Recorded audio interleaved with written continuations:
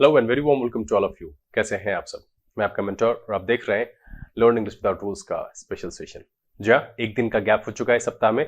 पिछले दिन तबीयत कुछ ठीक नहीं थी और मैं शूट करने में बिल्कुल सक्षम नहीं था, जिस वजह से सेशन नहीं ला पाया और उसकी गवाही ये मेरी आवाज है जो कुछ ज्यादा ही फटी हुई हो गई है। आज यहाँ पर आज हम उपस्थित हुए हैं एरर स्पॉटिंग के एक नए मॉक टेस्ट के सेट के साथ। इस सेट में 10 नए क्वेश्चन शामिल किए जाएंगे जो कि एक सप्ताह के द हिंदू से चुने गए हैं। जैसा कि मैंने पहले ही आपको प्रॉमिस किया था कि चाहे आप किसी भी लेवल के हैं, सुपर बिगनर्स हैं, इंटरमीडिएट हैं या एडवांस लेवल के हैं, आपको इस 10 क्वेश्चन को सॉल्व करने के दौरान कुछ ना कुछ नई जानकारी जरूर मेरे तरफ से उपलब्ध कराई जाएगी। वैसा ही ठीक उसी चीज को ध्यान में रखते हुए हर एक क्वेश्चन को सेट किया गया है।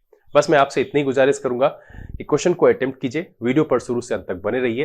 अगर आपका आंसर सही होता है फिर भी आप एक्सप्लेनेशन जरूर देखिए, क्योंकि एक्सप्लेनेशन के दौरान बहुत सारी ऐसी बातें मैं बताता हूं जो हो सकता है कि आपकी जानकारी में ना हो, जिनका गलत होता है। कई बार मैं कह चुका हूं, चिंता करने की बिल्कुल जरूरत नहीं है, आपको हताश नहीं होना है, निराश नहीं होना है।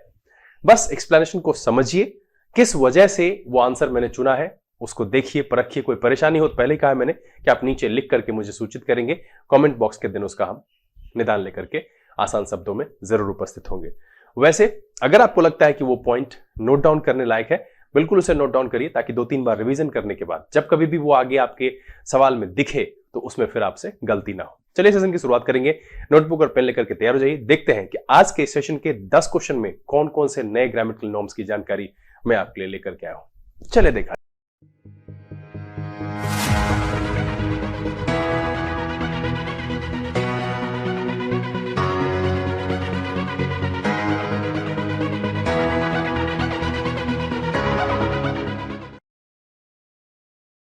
आइए हम आज के सेशन की शुरुआत करते हैं और इस एरर स्पॉटिंग के मॉक टेस्ट में लिए गए 10 क्वेश्चन को बारी बारी से आपके सामने रखेंगे और ये पहले से ही फिक्स है कि आपको 20 सेकंड की समय सीमा उपलब्ध कराई जाएगी। अगर ये समय सीमा आपके लिए पर्याप्त नहीं है, मैंने पहले ही कहा है कि आप वीडियो को पॉज कर लीजिए, आराम से सोच समझकर पूरे सूझबूझ के साथ आपकी जितनी क्षमता है, जो आपने पढ़ रखा है, जितनी जानकारी आपके पास है, उस आधार पर आप सही आंसर मार्क करने की कोशिश कीजिए, आंसर मिलाइए। और वैसे बच्चे जो एडवांस लेवल के हैं, मैं उनसे बस यही कहूंगा कि 20 सेकंड के अंदर आप कोशिश करें कि इस सवाल को सॉल्व करें। मैं 20 सेकंड इसलिए रख रहा हूं क्योंकि ये जो है नॉर्मल है, जहां आप वीडियो क्लासेस को देख रहे हैं, सवाल बना रहे हैं। एग्जामिनेशन हॉल में थोड़ा प्रेशर ज्यादा होता है और वो एक अजीब तरीके का माहौल होता है जहां 10 सेकंड आपका कैसे बीत जाएगा पता ही नहीं चलेगा।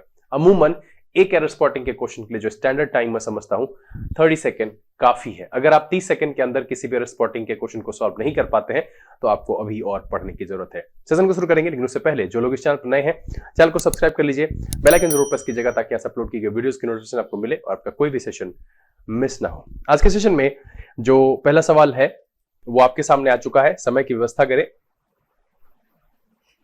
और आपका समय शुरू होता है अब।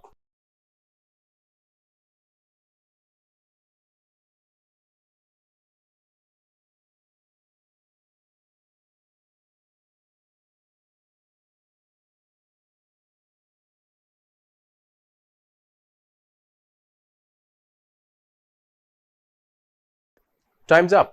देखिए क्या कह रहा है। The existing sop to spur employment where the government bears EPF contributions for new employees earning less than 15,000 a month for 2 years has been extended to March 31, 2020। अब देखिए, ये सेंटेंस आपको नॉर्मली पढ़ करके ठीक ही लग रहा है कि यहां पर कोई भी गड़बड़ी नहीं, लेकिन यहां जो ये 2 है ना, इसके संदर्भ में एक जानकारी मेरे पास है। और देखिए मैं आपको बता दूं कि अगर आप 2 को प्रेपोजिशन ऑफ टाइम के तौर पर इस्तेमाल करते हैं, प्रेपोजिशन ऑफ टाइम के तौर पर इस्तेमाल करते हैं, तो इसको फ्रॉम के साथ रखना पड़ेगा, फ्रॉम, और तब लिखेंगे to and point of time बताने के लिए। ठीक है, किस चीज के लिए? एंड पॉइंट ऑफ टाइम बताने के लिए। मतलब है कि जब अंतिम समय की, फ्रॉम मंडे टू फ्राइडे, इस तरीके का एक्सप्रेशन होगा तो हम इस्तेमाल कर सकते हैं।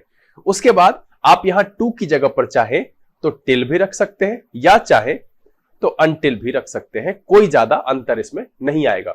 मतलब है कि अगर हम फ्रॉम से किसी भी समय के शुरुआत को दर्शाते हुए आगे एंड पॉइंट लिखना चाहते हैं तो वहां पर टू, टिल और अनटिल का प्रयोग कर सकते हैं, लेकिन टू का प्रयोग अकेले नहीं किया जा सकता है। अकेले करेंगे अगर इसको तो ये अकेले प्रेपोजिशन ऑफ टाइम की तरह इस्तेमाल नहीं होता है। और यही हमारे सेंटेंस में यहां पर गड़बड़ी है कि कहीं पर भी मुझे फ्रॉम नहीं दिख रहा है। द एग्जिस्टिंग सॉफ्टवेयर पर employment where the government bears EPF contributions for new employees earning less than 15,000 a month for 2 years has been extended. आप यहां पर टिल लगाइए या अनटिल लगाइए, दोनों का दोनों एक्सप्रेशन सही होगा, लेकिन आप टू का प्रयोग नहीं कर सकते हैं। जो बातें मैंने आपको यहां पर बताई, जो नई जानकारी हो सकती है आपके लिए, आप मुझे लिख करके बताइए कि क्या ये जानकारी आपको पहले से पता थी कि टू का प्रयोग अगर हम प्रेपोजिशन ऑफ टाइम के तरह करते हैं तो हम अकेले नहीं कर सकते हैं।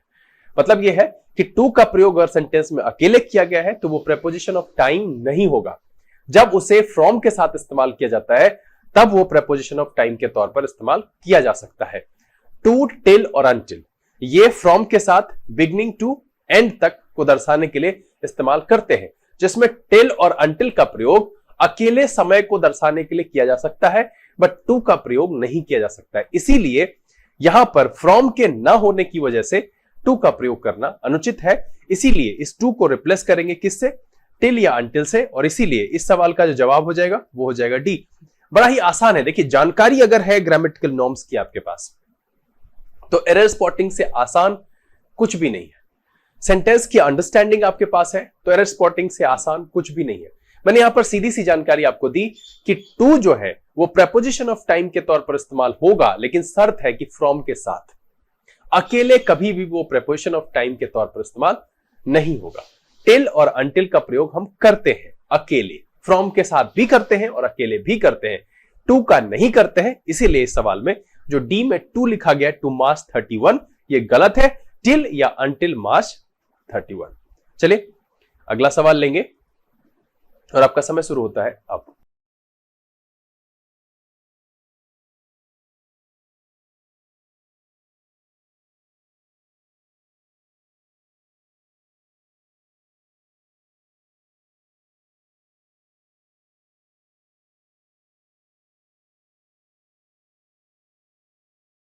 Times up. देखिए क्या कह रहा है। The scheme was conceptualize with an aim to identify the most। अब देखिए ये जो conceptualize किया गया है ये यहां पर इसका जो प्रयोग है was के साथ, ये गलत है। was के साथ हम दो इस्तेमाल कर सकते हैं, या तो verb 1 प्लस ing जिसे आप V4 कहते हैं, या हम was के साथ past participle का प्रयोग करते हैं जो कि हम पैसिव में करते हैं। ठीक है, past participle का प्रयोग करते हैं। ये एक्टिव का पैटर्न है और ये पैसिव का पैटर्न है।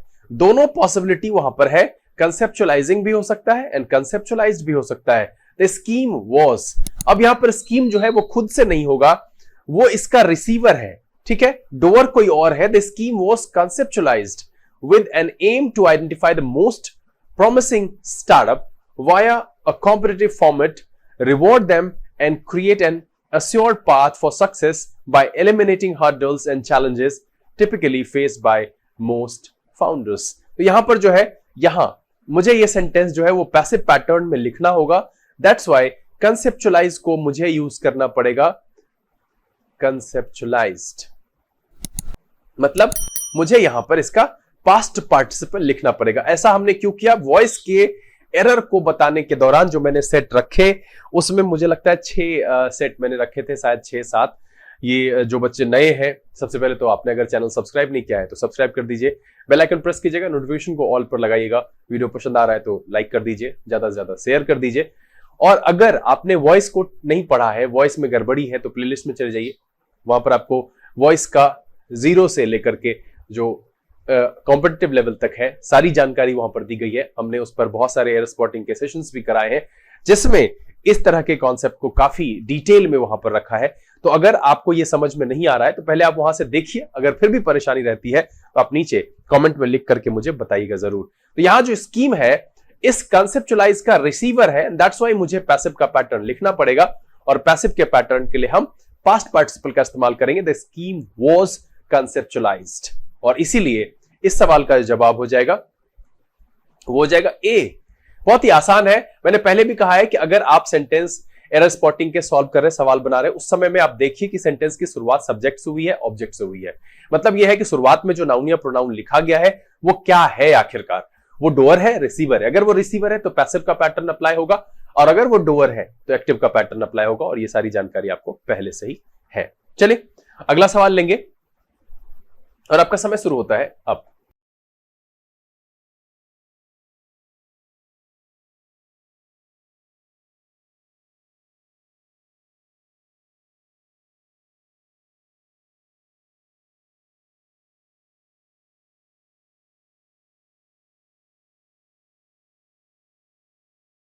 Times up. देखिए क्या कह रहा है, during preliminary investigation it was found that. अब देखिए यहां पर फिर से वॉज के बाद ये पास्ट पार्टिसिपल लिखा गया है कि भाई जो इन्वेस्टिगेटिंग ऑफिसर होगा उसने ढूंढा होगा that Vishal was unemployment since the last year. अब देखिए कि लास्ट ईयर जो लगा हुआ है, इसके हिसाब से मुझे ये सिंस ठीक ही लग रहा है यहां पर। चलिए हम इसकी जानकारी आपको विस्तार से आपके सामने भी रखेंगे। And before that as well he wasn't fully employed.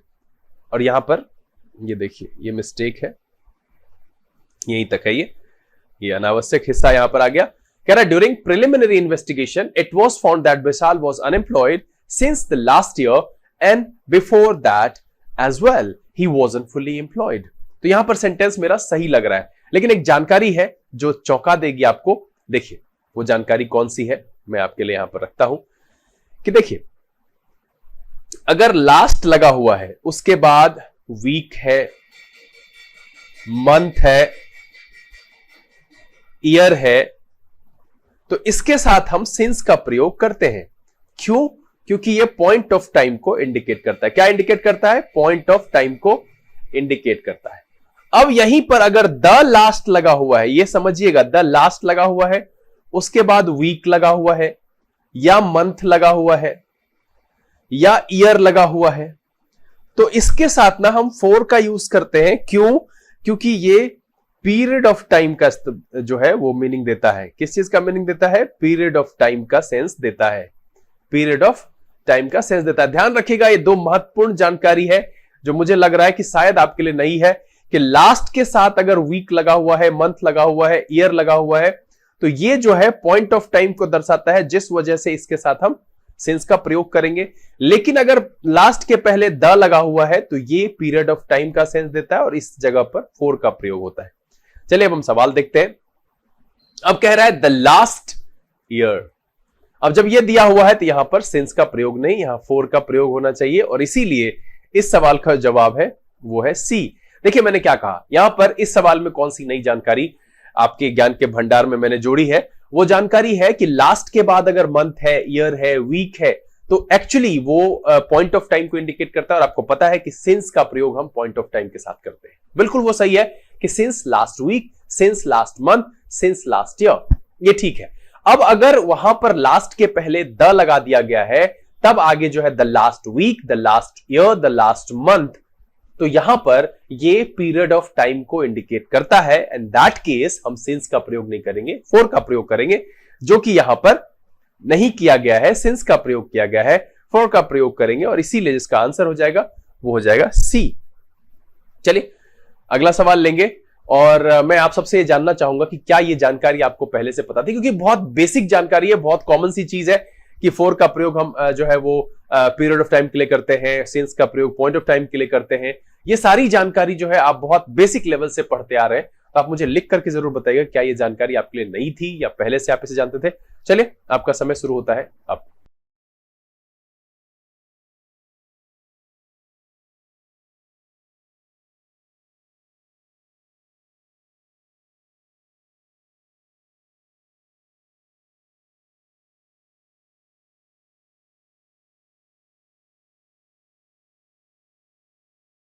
Times up. देखिए क्या कह रहा है, coupled with the uncertainty caused by a pandemic that is still taking a growing toll, more gathering clouds, and a global scenario that is equally dismal, the nation has to brace himself. अब देखिए himself किसका है, किस family member का है, तो ये ही group का है। ही ग्रुप किसके लिए इस्तेमाल होता है? मेल के लिए इस्तेमाल होता है, ठीक है। अब यहां पर देखिए नेशन, क्या ये उस ग्रुप का है? नहीं है ना, ये नॉन लिविंग है नेशन। तो तो हम हिमसेल्फ का प्रयोग नहीं कर सकते। यहां पर क्या होना चाहिए, इटसेल्फ, इसके जगह पर इटसेल्फ। मैंने पहले ही कहा है कि जिस ग्रुप का मेरा सब्जेक्ट होता है उसी ग्रुप के हेल्पर प्रोनाउन इस्तेमाल करते हैं। आई के लिए करेंगे मी करेंगे, ही के लिए करेंगे तो हिम करेंगे, हिज करेंगे, सी के लिए करेंगे तो हर करेंगे, हर सेल्फ करेंगे, ही के लिए हिमसेल्फ करेंगे, दे के लिए देमसेल्व्स करेंगे। तो ये आपको ध्यान में रहना चाहिए। तो यहां पर कह रहा है कि equally the decimal the nation has to brace itself. यहां पर हिमसेल्फ का प्रयोग बिल्कुल गलत है। ये प्रोनाउन से संबंधित जानकारी है कि जो मेरा सब्जेक्ट होता है उसको अगर दर्शाना हो, अपने बारे में बताना हो, तो हम उसी फैमिली का इस्तेमाल करते हैं। गीता के लिए कभी भी हिमसेल्फ का प्रयोग नहीं करेंगे क्योंकि वो फेमिनिन जेंडर है। हर का प्रयोग है तो हर सेल्फ का प्रयोग करेंगे, हर का प्रयोग करेंगे। यहां ये ध्यान रखना है कि जिस फैमिली का होता है उसी ग्रुप का प्रयोग करते हैं। ही ग्रुप का, सी ग्रुप का, दे ग्रुप का, आई ग्रुप का, वी ग्रुप का, जो भी होगा हम उसी ग्रुप से इस्तेमाल करेंगे। चूंकि यहां पर नेशन के लिए इस्तेमाल किया गया है तो nation has to brace itself होना चाहिए फॉर अ लॉन्ग ग्राइंड। और इसीलिए इस सवाल का जो जवाब हो जाएगा वो हो जाएगा आपका डी। देखिए बहुत कॉमन सी जानकारी है और आपको पढ़ने में ठीक ही लगेगा। Coupled with the uncertainty caused by a pandemic that is still taking a growing tall, more gathering clouds and a global scenario, but that is equally dismal. A nation has to brace himself for a long grind. कहीं पर भी अगर आप ऐसे normally पढ़ते चले जाते हैं तो ठीक ही लगता है सुनने में। कहीं पर भी वो होता है ना, एक अजीब सा आता है कि सुनकर के अजीब लगा। यहां पर वो वाला जो आपका तंत्र है, जो सिस्टम है, वो काम नहीं करेगा। आपको समझना पड़ेगा कि हिमसेल्फ का प्रयोग किसके लिए करते हैं, किस ग्रुप के लिए करते हैं। तो ही ग्रुप के लिए करते हैं हिमसेल्फ का प्रयोग। यहां नेशन के लिए ही ग्रुप का प्रयोग नहीं किया जा सकता है और इसीलिए यहां पर होगा इटसेल्फ। क्या हो जाएगा आंसर, डी। चलिए अगला सवाल लेंगे और आपका समय शुरू होता है अब।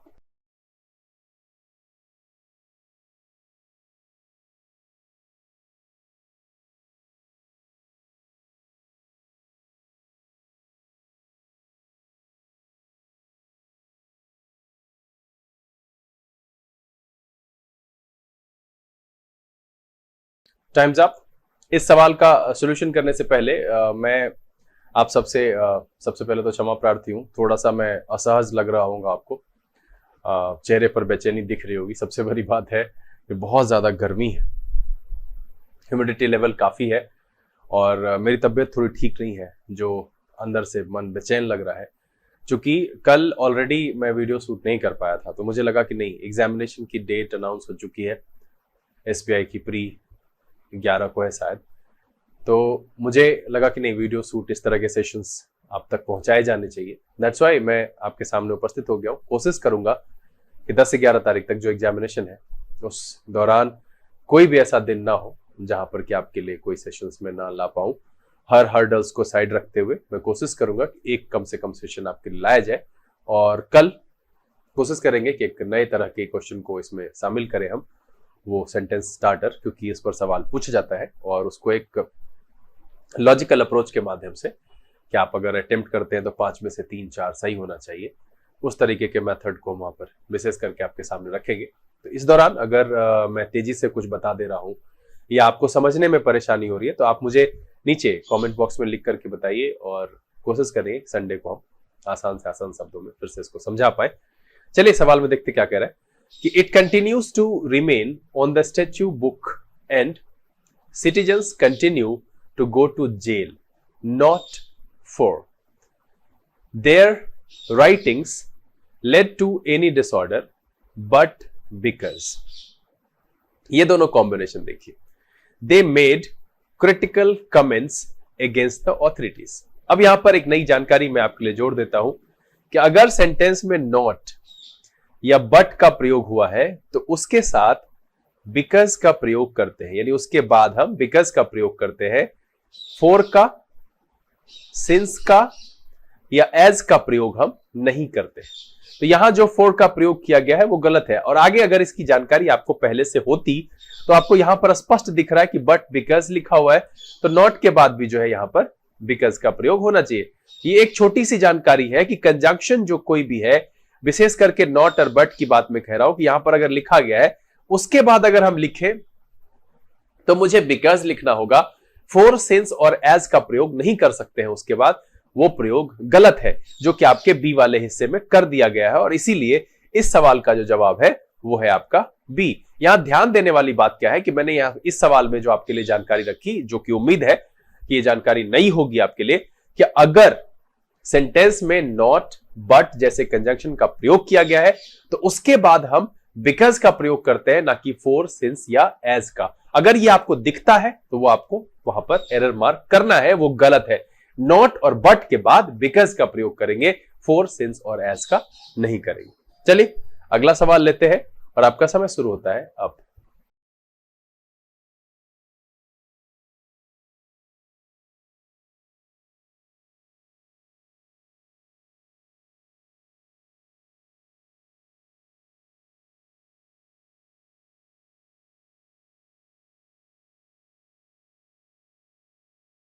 Times up. देखिए क्या कह रहा है। The Americans and Israelis will try to work out differences away from the public like in mister Biden's quiet diplomacy when he privately urged Netanyahu to wind down the Israel-Hamas war ahead of a truce that took effect May 21।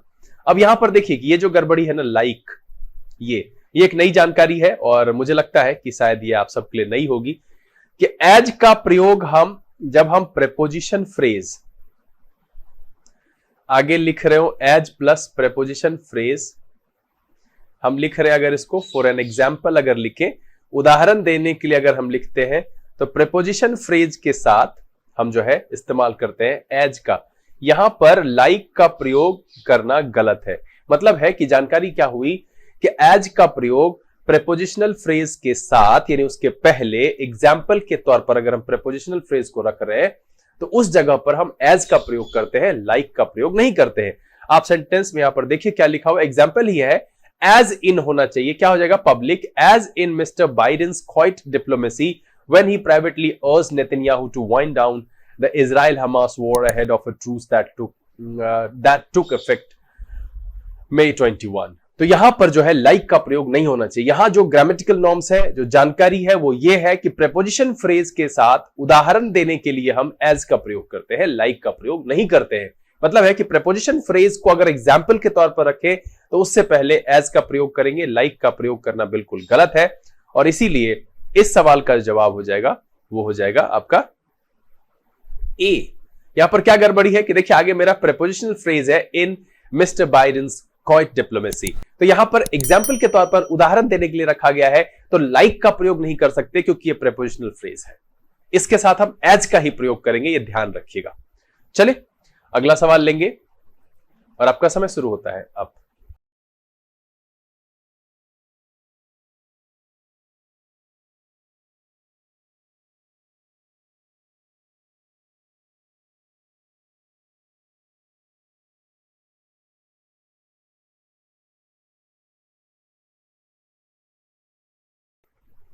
Times up. देखिए क्या कह रहा है, अ number of tournaments. अब देखिए इससे पहले जो मैंने मॉक टेस्ट कराया है उसमें आपको बताया था a number of plus noun plural plus verb भी प्लूरल, ये जानकारी मैंने वहां पर दी थी। दूसरी जानकारी मैंने दी थी द नंबर ऑफ के साथ। ये सब आपको जहन में रखना चाहिए, बहुत सारा सवाल इस पर पूछा जाता है। हर बार आपको एरर स्पॉटिंग के सेट में 5 में से 1 दिख जाएगा, 10 में से 1 से ज्यादा 2-3 भी दिख सकता है। इस तरह के सवाल अक्सर पूछ जाते हैं, इसको थोड़ा ट्रिकी बना करके पूछा जा सकता है। मैं कोशिश करूंगा कि अगले मॉक टेस्ट में उस तरीके का भी लेकर के आऊं। कह रहा है कि a number of tournaments previously classified as postpone from Q1 and Q2 और originally slated for Q3 and Q4 of 2021 has। अब देखिए कि ये जो इसके साथ लगा हुआ है गलत लगा हुआ है, वर्ब का प्रयोग जो होना चाहिए वो क्या होना चाहिए, प्लूरल होना चाहिए, हैव subsequently cancelled। अब देखिए कि ये खुद से कैंसिल नहीं हुआ, कैंसिल किया गया है, तो पैसिव का पैटर्न यहां पर इस्तेमाल करेंगे। और पैसिव में आपको पता है कि बिन प्लस पास्ट पार्टिसिपल का प्रयोग होना चाहिए, तो कैंसिल से पहले यहां पर हमको बिन भी लगाना पड़ेगा। देखिए मैं इतना समझ सकता हूं कि आप सबको ये ध्यान में होगा कि नंबर ऑफ के साथ वर्ब प्लूरल होता है और आपने उसे उतना ही मार्क करके हैज को हैव करके छोड़ दिया होगा। आप सब में से मुझे ये जरूर बताइएगा लिख करके, और मैं सारे सीनियर बच्चों से ये जरूर उम्मीद करूंगा कि वो मुझे ये बताएं कि क्या आपने हैज को हैव किया, साथ में बिन भी ऐड करने का सोचा या नहीं सोचा।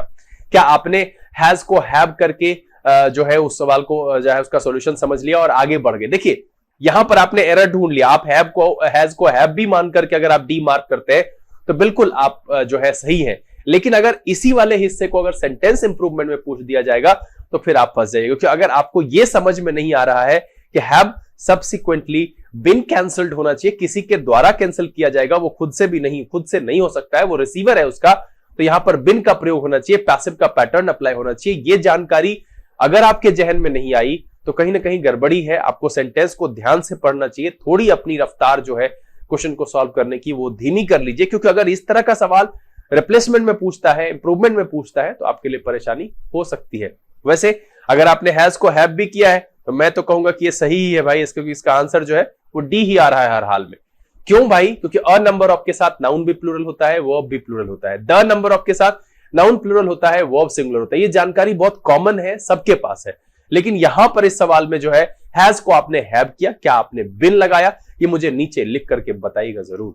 तो यहां पर क्या हो गया कि क्या हो जाएगा, हैज की जगह पर have subsequently been cancelled BWF said in statement. चलिए अगला सवाल लेंगे और आपका समय शुरू होता है अब।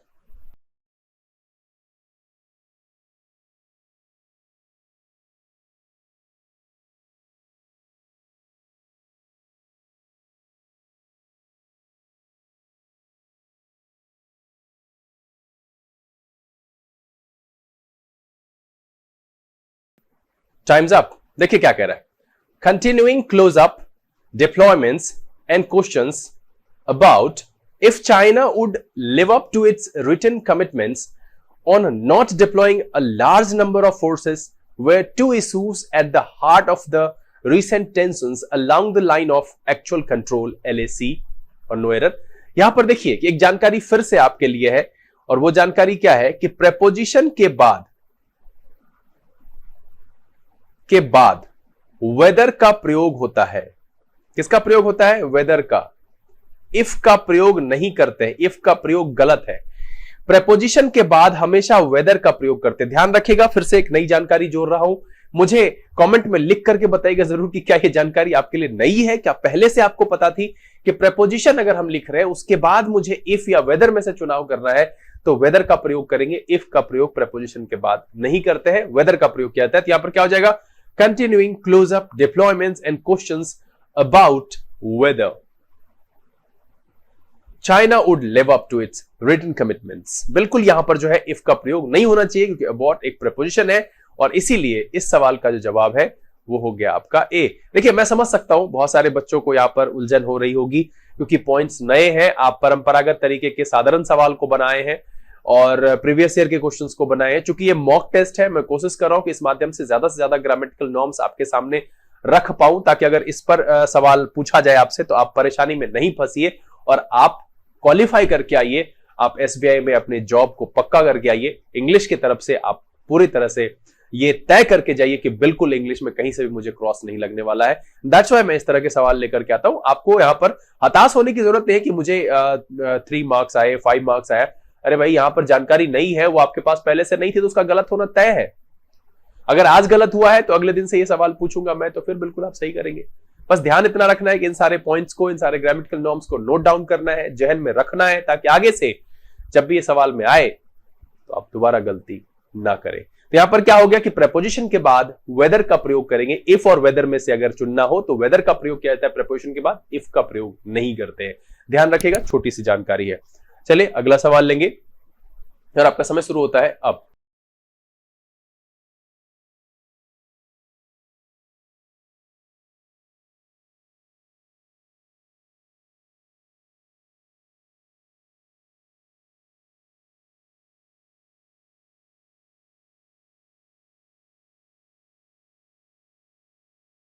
Times up. ये सवाल बड़ा ही आसान है, मैंने इसको पहले ही बता दिया था। कहा हुआ है कि not only our youth will, और देखिए नॉट ओनली से सेंटेंस की शुरुआत है। मैंने कहा था नॉट ओनली बट ऑल्सो में कुछ बातें हैं जो आपको जहन में रखनी चाहिए, बहुत इंपॉर्टेंट है। नॉट ओनली बट ऑल्सो के साथ पेयर में आता है, ये कोरिलेटिव कंजंक्शंस है। बट ऑल्सो के बाद और नॉट ओनली के बाद same kinds of parts of speech का प्रयोग किया जाता है। यह निर्धारित होता है बट ऑल्सो के बाद आने वाले पार्ट्स ऑफ स्पीच के आधार पर। अगर बट ऑल्सो के बाद एडजेक्टिव आया है तो नॉट ओनली के बाद भी एडजेक्टिव आएगा। अगर बट ऑल्सो के बाद नाउन आया है तो नॉट ओनली के बाद भी नाउन आएगा। अगर बट और ऑल्सो को स्प्लिट कर दिया जाता है तो वैसी परिस्थिति में ऑल्सो के बाद जो पार्ट्स ऑफ स्पीच आएगा वही ये निर्धारित करेगा कि नॉट ओनली के बाद क्या आएगा। ये जानकारी मैंने आपको दी थी क्लासरूम में भी और पिछले मॉक टेस्ट में जब ये सवाल आया उसमें एक नई जानकारी मैंने ऐड की थी कि अगर नॉट ओनली से किसी सेंटेंस की शुरुआत की जाती है तो वहां पर हम इन्वर्जन का प्रयोग करते हैं। और इन्वर्जन का मतलब है कि इस विल को यहां पर लिखना पड़ेगा, आर यूथ से पहले लिखना पड़ेगा। और इस केस में हम बट या बट ऑल्सो को छोड़ भी सकते हैं, जो कि इसमें छोड़ दिया गया है। Not only will our youth be prepared fight any crisis, they will also be able to provide medical assistance to their family and people in their community, Mr. Sisodia said. यहां पर चूंकि not only से sentence की शुरुआत हुई, that's why we have to put will before our subject, और वो क्या है? our youth. यहां पर हम not only के बाद will का प्रयोग करेंगे। ये क्यों हुआ? क्योंकि not only से अगर किसी सेंटेंस की शुरुआत हुई है, in that case हम इन्वर्जन का प्रयोग करते हैं। तो इसीलिए इस सवाल का जवाब है वो है आपका ए। और मैं आप सबसे यहां पर जानना चाहूंगा कि क्या आपने यह सवाल सही बनाया?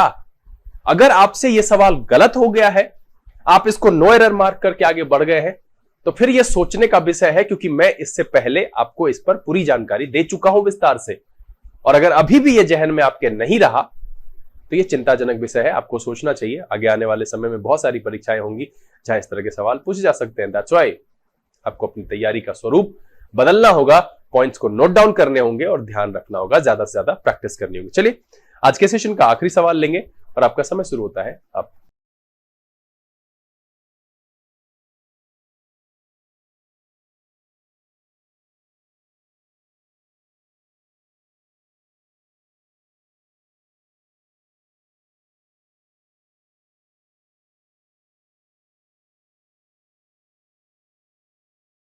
Times up. देखिए क्या कह रहा है कि there have been questions raised on her continuing to receive federation patronage doubts. अब देखिए ये जो डाउट्स है ना, फिर से मुझे याद आ रहा है कि इसके पहले वाले सेशन में ही शायद मैंने डाउट और डाउटफुल से रिलेटेड बताया था कि अगर एफर्मेटिव सेंटेंस है वहां पर इफ और वेदर का इस्तेमाल करते हैं, नेगेटिव एंड इंटेरोगेटिव सेंटेंस में हम दैट का प्रयोग करते हैं, इफ और वेदर का प्रयोग नहीं करते। डाउट्स ऑन दैट, देखिए यहां गलती है। यहां क्या होना चाहिए? वेदर का प्रयोग होना चाहिए। देखिए बच्चे, अगर पिछले दिन पढ़ाई गई जानकारी को आप दिमाग में नहीं रख पाते हैं तो यह बहुत ही चिंता का विषय है। आपको यह समझना चाहिए कि आप जानकारी ले रहे हैं, पैसे कमा भी रहे हैं और आप खोते जा रहे हैं, तो फिर वो आपका कभी भी बैलेंस ठीक नहीं होगा, आपकी परेशानी कभी समाप्त नहीं होगी। तो नई जानकारी अगर आपको मिल रही है, आप नई जानकारी जोड़ पा रहे हैं अपने अंदर, अपने लिए जुटा पा रहे हैं, तो उसको रखना सीखिए, बहुत जरूरी है। और पिछले दिन मैंने बताया था कि डाउट और डाउटफुल, डाउट का प्रयोग वर्ब और नाउन दोनों तरह से होता है और डाउटफुल का प्रयोग एडजेक्टिव की तरह होता है। मैं एक बार फिर से यहां पर दोहरा दे रहा हूं, वैसे बच्चे जो नहीं थे सुन लीजिए कि डाउट और डाउटफुल का अगर प्रयोग सेंटेंस में किया गया है तो हमें यह देखना है कि सेंटेंस मेरा एफर्मेटिव है या नेगेटिव है या इंटेरोगेटिव है। अगर मेरा सेंटेंस एफर्मेटिव है, इन दैट केस इफ और वेदर का प्रयोग होगा। अगर वो नेगेटिव या इंटेरोगेटिव है, उस केस में दैट का प्रयोग होगा। यहां पर सेंटेंस मेरा एफर्मेटिव है, patronage doubts on whether she was spent force and concerns on her continued training in Russia without much public information। तब जाकर के ये बिल्कुल सही हो जाएगा। यहां पर दैट का प्रयोग बिल्कुल गलत है, इसीलिए इस सवाल का जो जवाब है वो है आपका बी। यहां पर इसके अलावा कोई भी गड़बड़ी नहीं है। उम्मीद करता हूं कि असहजता से भरे हुए आज का ये सेशन आपके लिए बहुत सारी नई जानकारियों का भंडार रहा होगा, बहुत सारे नए पॉइंट्स जो शायद आपने सुने भी नहीं होंगे या सोचा भी नहीं होगा, वो मैं आपके ज्ञान के भंडार में जोड़ पाने में सक्षम हुआ। और ये वीडियो आपको काफी मजेदार लगा, काफी एंजॉय किया आपने इसे। अगर ये वीडियो आपको अच्छा लगा आप इसे लाइक कर दें। अगर आपने चैनल सब्सक्राइब नहीं किया प्लीज सब्सक्राइब कर लीजिए, बेल आइकन जरूर प्रेस कीजिएगा ताकि ऐसे अपलोड की गई वीडियोस की नोटिफिकेशन आपको मिले और आपका कोई भी सेशन मिस ना हो। जो लोग यहाँ पर पहले जुड़े हुए वो इसे ज्यादा से ज्यादा सोशल नेटवर्किंग साइट पर शेयर करें, पढ़ें, पढ़ाएं, खुश रहें, मस्त रहें। जैसा कि मैंने पहले ही कहा है कि थोड़ी तबियत नासाज होने की वजह से हो सकता है कि आज जो समझाना रहा या इसमें थोड़ी मैं हड़बड़ाहट के साथ समझा गया, कुछ चीजें आपके लिए उलझ सी गई, तो वो सारी बातें आप मुझे कमेंट बॉक्स में लिख करके बताइए। संडे जो कमेंट बॉक्स आएगा उसमें डिटेल से इसकी चर्चा हम करेंगे। मैं यहां पर कोशिश करूंगा कि ये किसी भी हर्डल्स को साइड करते हुए प्रत्येक दिन जो है आपके लिए एक सेशन जो कि एग्जामिनेशन के पॉइंट ऑफ व्यू से बहुत जरूरी है, चाहे आप और वैसे बच्चे भी यहाँ पर जो है बिगनर्स और सुपर बिगनर्स के लिए एक सूचना मिल जाएगी। आप साइड से सोच लेंगे अरे यार वो तो एग्जाम के लिए है, मेरे लिए है नहीं, तो वहां पर भी भाई ग्रामेटिकल नॉर्म्स और नए तरह के क्वेश्चंस का जो है वो भंडार में आपके लिए लेकर के उपलब्ध होगा। तो आप चैनल पर बने रहिए, वीडियो को देखते रहिए, घर में रहिए, अपना और अपने परिवारजनों का ख्याल रखिए। समय यहां से विदा लेने का अगले दिन फिर एक रोचक एपिसोड के साथ आपके सामने बहुत जल्द उपस्थित होंगे। तब तक के लिए लर्न इंग्लिश विदाउट रूल्स के से B K Singh signing off. Keep reading, keep practising. Thank you, God bless you.